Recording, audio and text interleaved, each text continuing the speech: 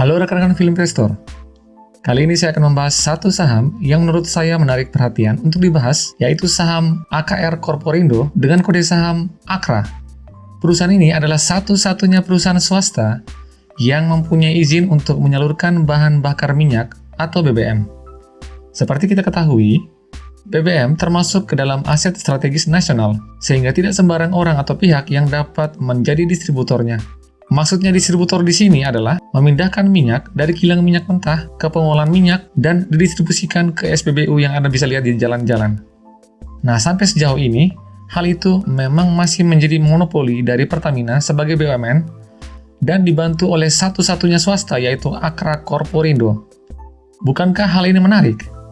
Dari sekian banyak perusahaan di tanah air, tapi kenapa cuma AKRA yang bisa membantu Pertamina dalam menyalurkan BBM? Seperti apa sebenarnya perusahaan ini? Bagaimana kinerja fundamentalnya sampai dengan kuartal ketiga tahun 2020? Dan bagaimana valuasinya?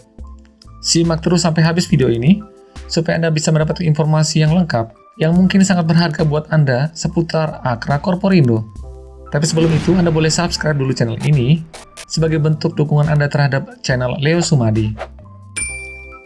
Oke, kita mulai dengan sedikit membahas profil AKRA Korporindo. Seperti yang sudah saya jelaskan di awal tadi, kegiatan utama perseroan terkait BBM adalah dalam bentuk distribusi. Perseroan mengimpor dan mendapatkan BBM dari dalam negeri maupun luar negeri untuk kemudian didistribusikan di dalam negeri. Mendistribusikan dua jenis BBM, yaitu BBM bersubsidi yang didistribusikan untuk pengendara motor, mobil, dan nelayan, dan BBM non-subsidi yang didistribusikan ke sektor industri, pertambangan, dan pembangkit listrik. Kegiatan usaha perseroan sendiri, selain distribusi bahan bakar minyak, ada juga distribusi bahan kimia dan gas. Lalu ada juga di bidang usaha logistik, ada jasa pengangkutan, penyewaan gudang, penyewaan tangki BBM dan bahan kimia, dengan konsumennya di dalam maupun di luar negeri. Selain itu, AKRA bersama dengan PT Pelindo III bekerjasama dalam membangun dan mengoperasikan Java Integrated Industrial and Port Estate atau JIIPE. JIPE atau JIIPE adalah kawasan terintegrasi pertama di Indonesia dengan total area 3.000 hektar yang terdiri dari kawasan industri, pelabuhan umum multifungsi, dan hunian berkonsep kota mandiri. Nanti saya akan jelaskan secara lebih rinci tentang hal ini. Oke, kita mulai akan membahas satu persatu unit-unit usahanya, dimulai dari penyalur BBM. Sampai saat ini, usaha distribusi BBM menempati posisi terbesar pendapatan AKRA sebesar 74%. Pada tahun 2005, AKRA memulai usaha distribusi BBM. Awalnya, BBM yang didistribusikan AKRA adalah BBM non-subsidi khusus untuk industri. Tapi pada tahun 2010, AKRA mendapat kepercayaan untuk mendistribusikan BBM subsidi di seluruh wilayah Indonesia. Pada tahun 2017, AKRA bersama dengan British Petroleum membuat usaha bersama untuk mendirikan SPBU bernama BP AKR. Lalu pada tahun 2019, AKRA melengkapi lini usaha distribusinya dengan menjadi distributor aftur untuk pesawat udara. AKRA memfokuskan layanan afturnya untuk wilayah Indonesia Timur yang dinilai masih memiliki potensi yang besar dan minim saingan. Nah, ini adalah diagram proporsi penyaluran BBM dan aftur yang didistribusikan oleh AKRA.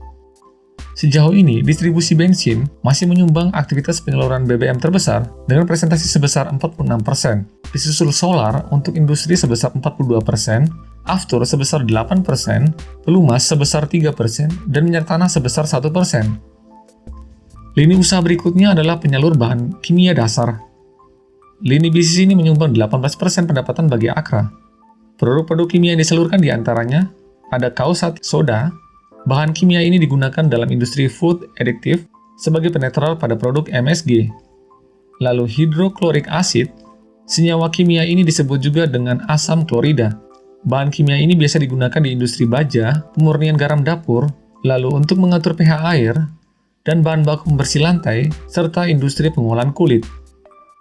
Berikutnya ada PVC resin. Bahan kimia ini biasa digunakan dalam industri pipa, kabel listrik sebagai isolasinya, dan industri plastik kemasan. Lalu ada sodium hipochlorite. Bahan kimia ini biasanya digunakan sebagai pemutih pakaian, pembasmi kuman, dan bakteri. Lalu ada soda ash. Bahan kimia ini sangat penting di industri kaca, deterjen pencuci pakaian, dan sabun mandi. Lalu ada sodium sulfite. Bahan kimia ini biasa digunakan untuk bahan baku deterjen, industri kaca, dan pembuatan pulp kayu. Lalu ada metanol. Bahan dasar kimia ini merupakan alkohol bentuk sederhana. Sering digunakan sebagai bahan campuran yang dapat menghasilkan produk plastik, plywood, cat, bahan peledak, dan tekstil. Lalu ada hidrogen peroksida. Bahan kimia ini sering digunakan untuk obat antiseptik, untuk mencegah infeksi kulit dan luka bakar. Lalu sebagai bahan obat kumur dan anti kuman. Berikutnya yang terakhir ada sulfuric acid. Bahan kimia ini dikenal sebagai asam sulfat.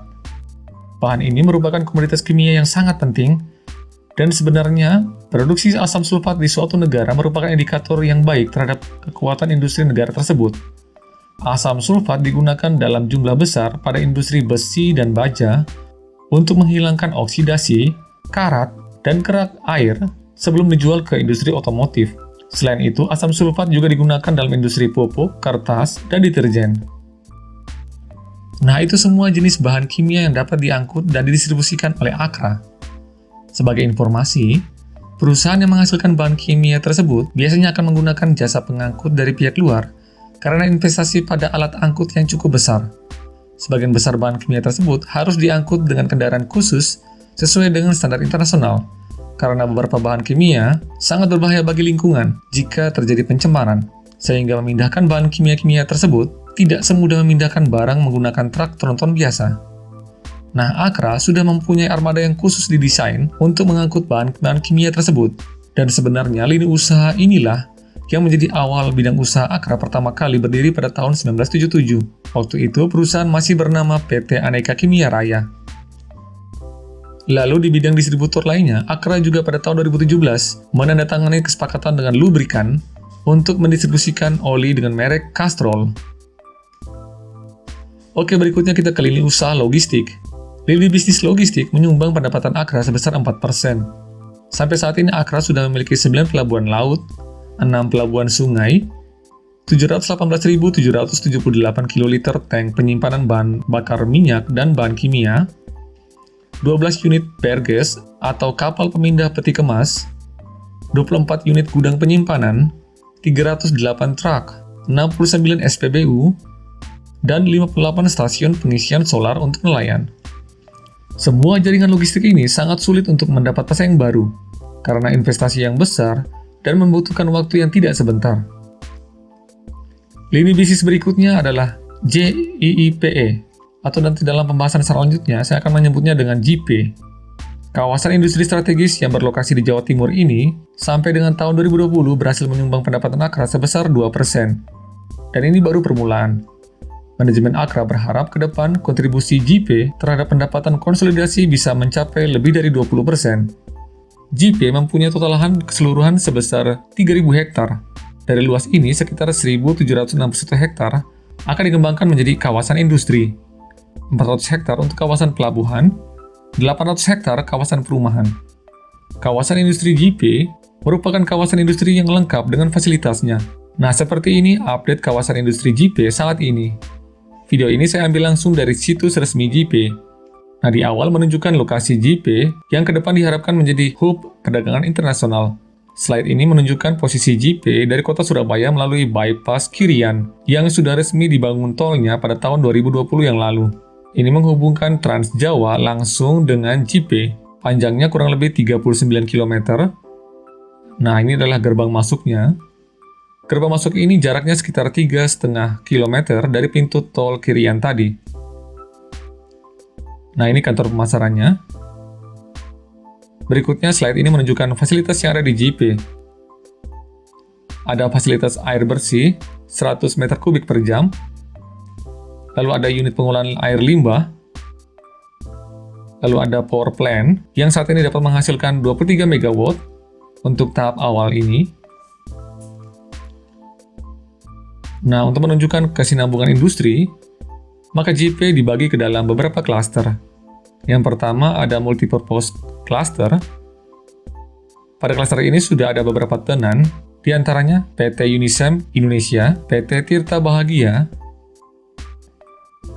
lalu ada PT Adimix PCI Indonesia, lalu PT Fertilizer Inti Teknologi, lalu ada pula PT Clariant Indonesia, dan PT Waskita Beton Percas Tbk.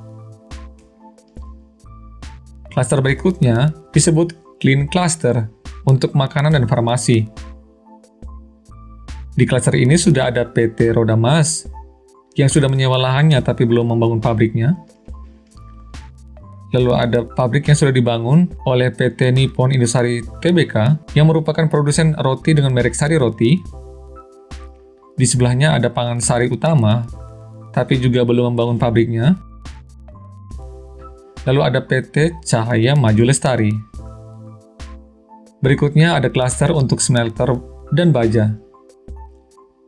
Lahannya sudah siap, tapi sampai dengan saat ini belum ada yang menyewa karena baru selesai pembangunannya. Nah, untuk kawasan pabrik bajanya sendiri masih dalam tahap pengerjaan. Nah, seperti yang tadi sudah saya jelaskan, JP juga dilengkapi dengan kanal pengendali banjir yang terintegrasi di setiap klasternya. Nah, berikutnya ada klaster khusus untuk industri yang memproduksi cairan. Untuk klaster ini juga masih dalam tahap pengerjaan. Nah, sekarang kita akan menuju ke area pelabuhan. Antara kawasan industri dan area pelabuhan dihubungkan dengan jembatan sepanjang 530 meter. Area pelabuhan sudah dilengkapi dengan area peti kemas,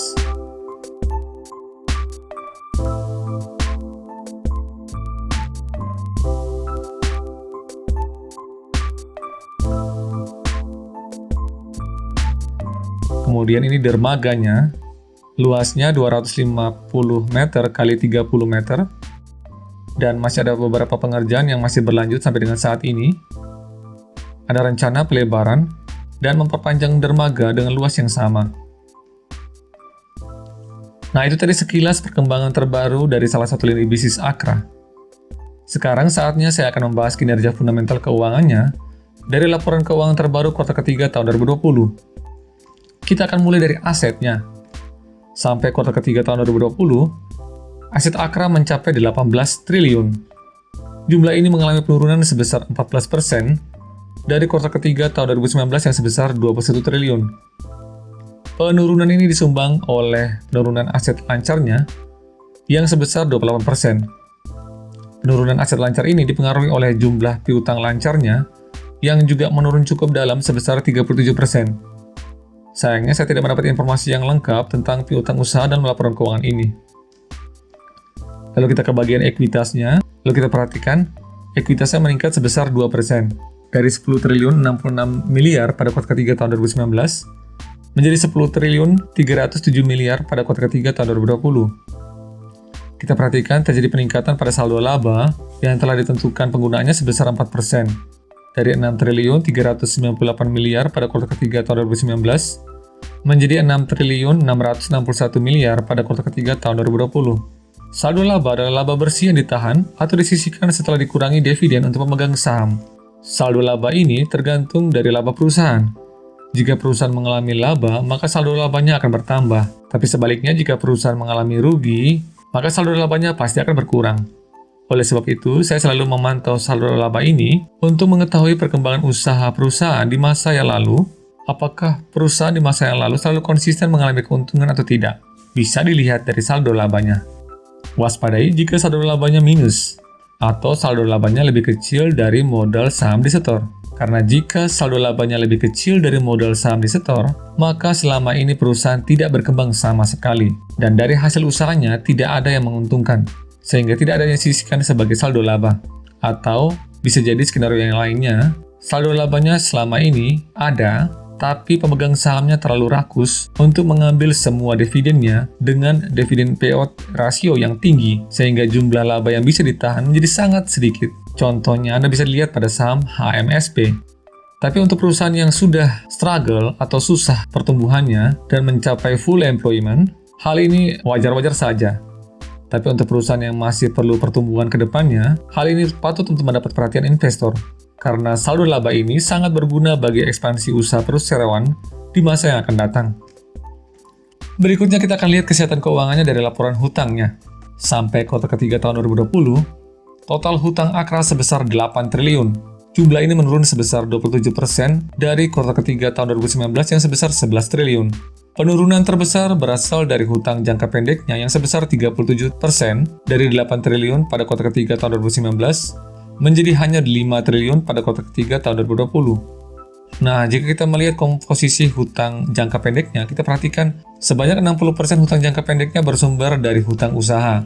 Hal ini sangat baik karena hutang usaha memang ditujukan untuk operasional perusahaan, jadi sangat jelas penggunaannya. Hanya saja yang perlu mendapat perhatian, mata uang yang digunakan untuk hutang usahanya yang ternyata lebih besar dalam mata uang dolar. Artinya, jika terjadi gejolak pada mata uang dolar, hal ini bisa berdampak pada membengkaknya jumlah bunga yang harus dibayarkan setiap tahunnya. Tapi hal ini bisa diantisipasi dengan melakukan hedging atau lindung nilai yang biasa dilakukan oleh perusahaan-perusahaan sebesar Akra. Di sisi lain, jika kita bandingkan total hutangnya dan ekuitasnya, terlihat cukup baik karena hutangnya yang sebesar 8 triliun lebih kecil dari ekuitasnya yang sebesar 10 triliun. Lalu jika kita bandingkan hutang jangka pendek dan aset lancarnya, kita perhatikan hutang jangka pendek sebesar 5 triliun, lebih kecil dari aset lancarnya yang sebesar 7 triliun. Hal ini mengindikasikan solvabilitas yang baik untuk jangka pendek, karena hutang jangka pendeknya dapat cover yang lumayan tebal dari aset lancarnya. Selanjutnya kita ke bagian laporan laba ruginya. Sampai kuartal ketiga tahun 2020, Akra berhasil memperoleh pendapatan sebesar 13 triliun. Jumlah ini menurun sebesar 13% dari kuartal ketiga tahun 2019 yang sebesar 15 triliun. Dan yang menarik perhatian jika kita breakdown pendapatan ini, kita perhatikan memang perdagangan dan distribusi BBM masih menyumbang pendapatan terbesar untuk Akra sebesar 91%.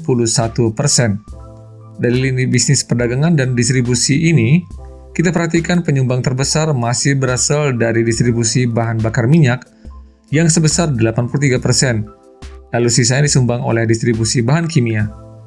Yang menarik di sini, pada masa pandemik tahun lalu, lini usaha distribusi BBM hanya mengalami sedikit saja penurunan, yaitu sebesar 4%.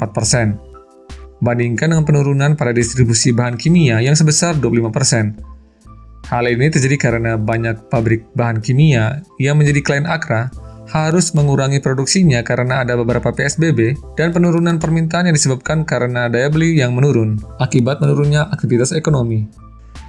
Tapi di sisi lain kita perhatikan ada hal yang menggembirakan. Ada perkembangan yang baik dari lini bisnis kawasan industri JP milik Akra.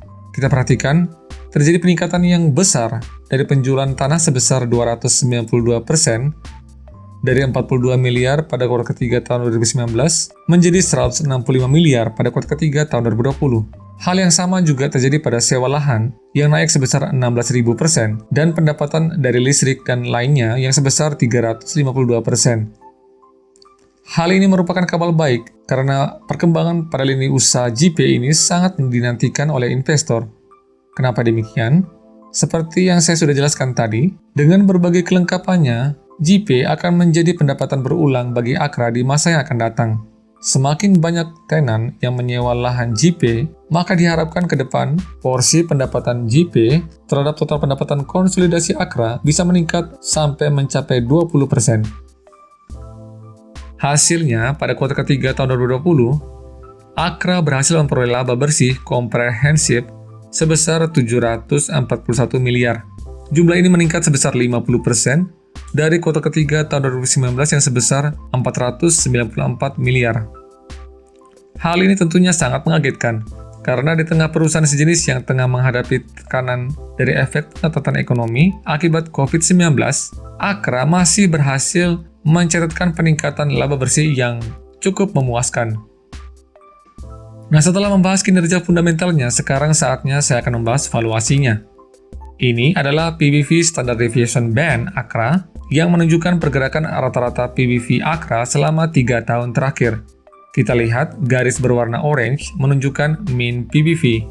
Keterangannya ada di bawah sini. Ini menunjukkan bahwa dalam 3 tahun terakhir, saham Akra diperdagangkan dengan rata-rata PBV sebesar 1,8.